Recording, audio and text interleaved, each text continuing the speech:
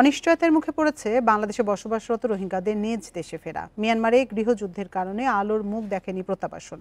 এ নিয়ে বিস্তারিত জানাতে কক্সবাজার থেকে আমাদের সাথে যোগ দিচ্ছেন সহকর্মী তৌফিকুল ইসলাম।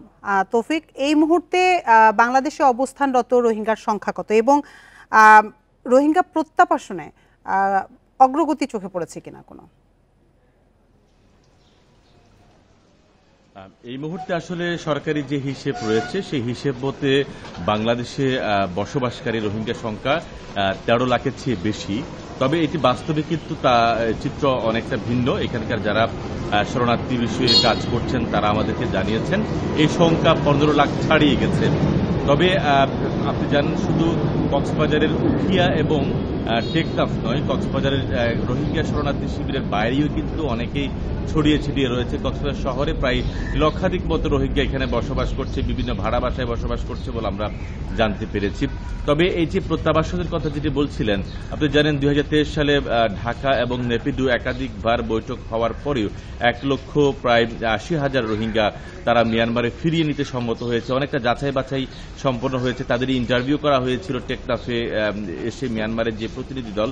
তবে 2024 সালের মিয়ানমারের যে আরাকানে, সেখানে আরাকান আর্মি এবং জান্তা সরকারের মধ্যে যে সংঘর্ষ, দফায় দফায় যে সংঘর্ষ হয়েছিল হওয়ার পরে, অর্থাৎ তাদের যে গৃহযুদ্ধ হয়েছিল, গৃহযুদ্ধের পরে আরাকান আর্মি মিয়ানমারের রাখাইন রাজ্য দখল করে নিয়েছে। এরপরে আসলে অনেকটা প্রত্যাবাসন যে প্রক্রিয়া সেটি ভেস্তে যায়। এখনো পর্যন্ত যেহেতু অর্থাৎ রাখাইন রাজ্যে সেখানে মিয়ানমার সরকারের কোনো কর্তৃত্ব যেহেতু না থাকার কারণে তো সেই প্রত্যাবাসন প্রক্রিয়াটা ভেস্তে যায়। তবে আমি কথা বলেছি কক্সবাজারের শরণার্থী ত্রাণ ও প্রত্যাবাসন কমিশনার মিজানুর রহমানের সাথে কথা হয়েছে। তিনি আমাকে যেটুকু জানিয়েছেন, বাংলাদেশ এবং নেপিডু অর্থাৎ মিয়ানমার সরকারের সাথে আলোচনার পাশাপাশি তিনি একটি বিষয়ে পরামর্শ দিয়েছেন, সেটি হচ্ছে জান্তা সরকারের সাথেও আলোচনা করা যেতে পারে কিভাবে মিয়ানমারের রোহিঙ্গাদের অর্থাৎ ফিরিয়ে নেওয়া যায় সেই বিষয়ে। তবে আমি বেশ কিছু রোহিঙ্গার সাথে কথা বলেছি, তারা আমাকে জানিয়েছেন ওপারে এখনো পর্যন্ত তাদের অনেক আত্মীয় স্বজন বসবাস করছেন। আরাকান আর্মি নতুন করে রোহিঙ্গাদের উপর দমন পীড়ন করছেন এবং সম্প্রতি সময়ে আপনারা জানেন 1,18,000 রোহিঙ্গা বাংলাদেশে অনুপ্রবেশ করছে। এটি হচ্ছে ইউএনএইচসিআর তাদেরকে ডাটাবেসের মাধ্যমে বর্তমানে অন্তর্ভুক্তি করেছেন। তারা কক্সবাজারের উখিয়া এবং টেকনাফে বিভিন্ন জায়গায় তারা বসবাস করছেন এবং তারা রেশনের আওতায় এসছে বলে আমরা জানতে পেরেছি। আরেকটি বিষয় জানতে চাই যে আমরা বিভিন্ন সময়ে রোহিঙ্গা শিবিরগুলোতে সংঘাতের খবর পেয়ে থাকি, এ ব্যাপারে কোনো পদক্ষেপ নেওয়া হয়েছে কিনা?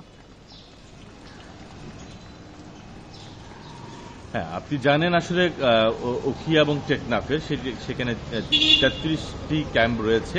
এই 33টি ক্যাম্পের মধ্যে আমরা জানি রোহিঙ্গাদের সদস্য সন্ত্রাসী গোষ্ঠীও রয়েছে।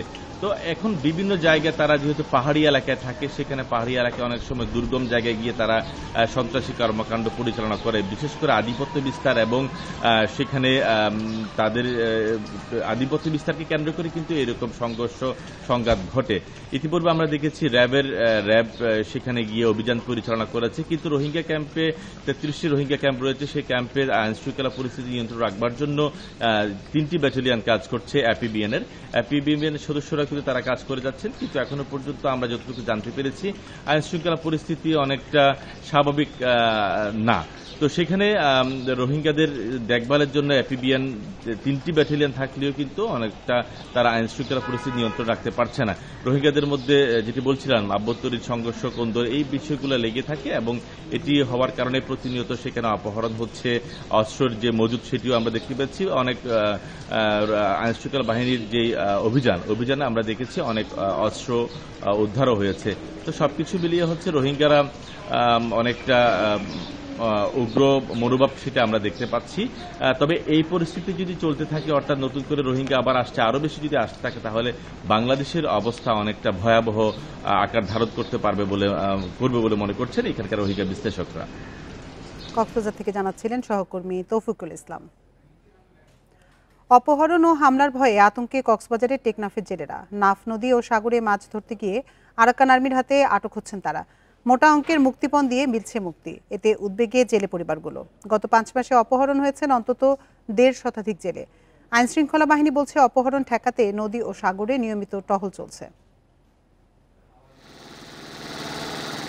কক্সবাজারের টেকনাফের নাফ নদীর ওপারে মিয়ানমারের আরাকান রাজ্য, যা দখল করে নিয়েছে মিয়ানমারের বিদ্রোহী গোষ্ঠী আরাকান আর্মি।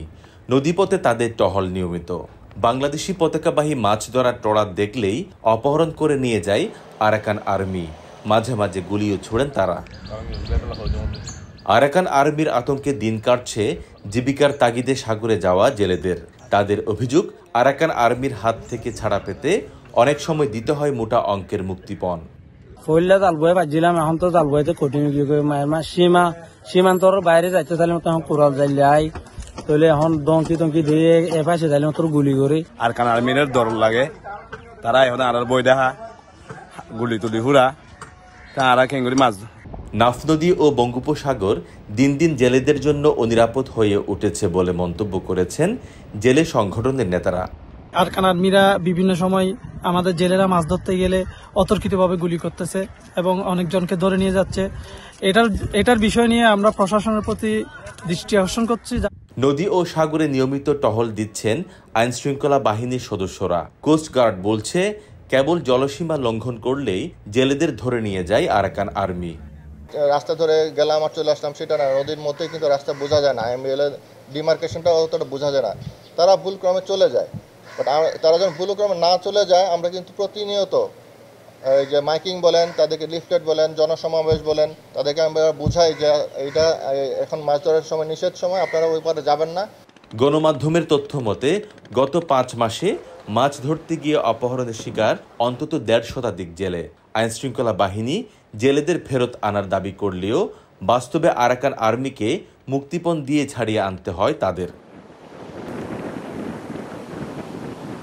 তৌফিকুল ইসলাম, ইন্ডিপেন্ডেন্ট নিউজ, টেকনাফ, কক্সবাজার।